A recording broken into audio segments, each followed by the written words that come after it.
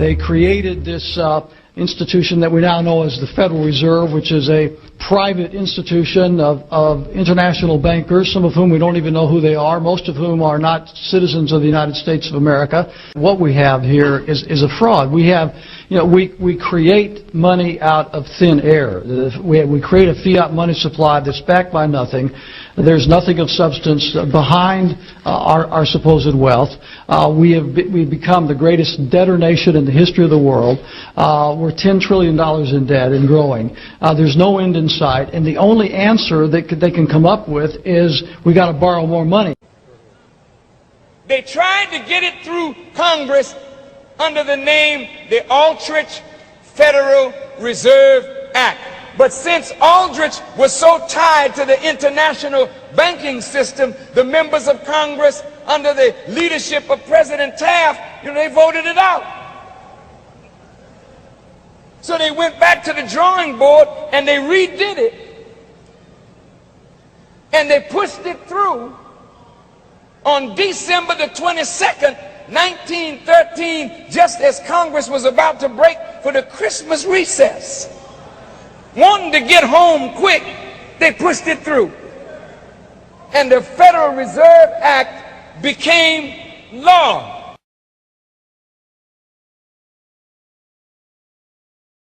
Admiral Blair, who I greatly respect, have labeled cybersecurity perpetrated through the internet as the #1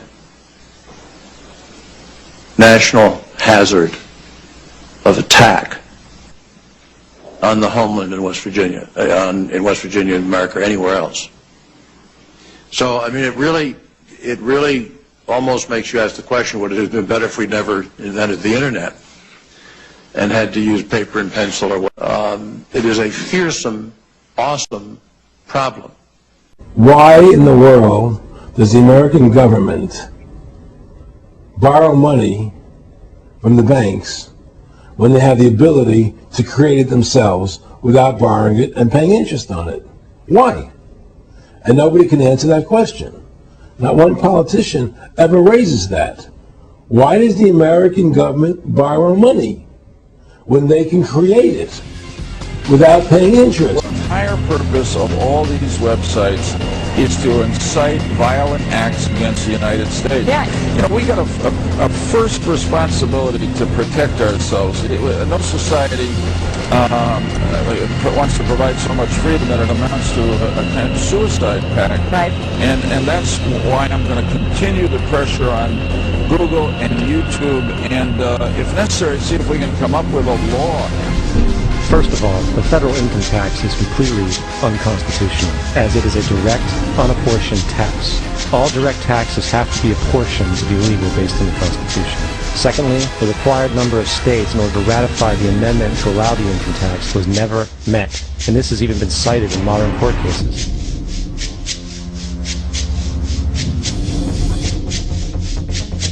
Third, at the present day, roughly 35% of the average worker's income is taken from them via this tax. That means you work 4 months out of the year to fulfill this tax obligation. And guess where that money goes? It goes to pay the interest on the currency being produced by the fraudulent Federal Reserve Bank, a system that does not have to exist at all. Not 1 cent of this tax goes towards any governmental program whatsoever. Not 1 cent.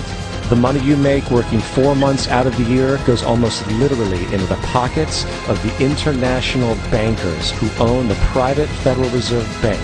And fourth, even with the fraudulent government claim as to the legality of the income tax, there is literally no statute, no law in existence that requires you to pay this tax. Period.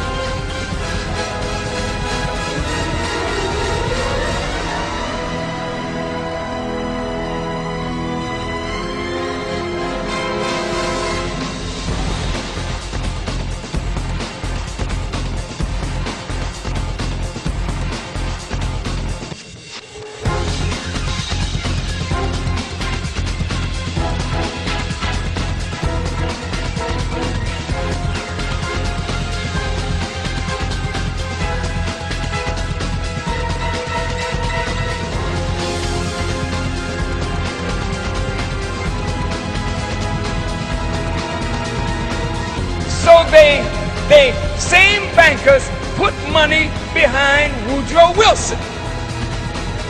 And Woodrow Wilson sold the American presidency to the international bankers.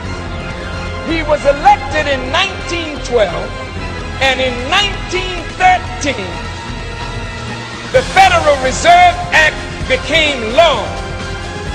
Like Rothschild said, he don't care who rules, as long as he controls the purse string.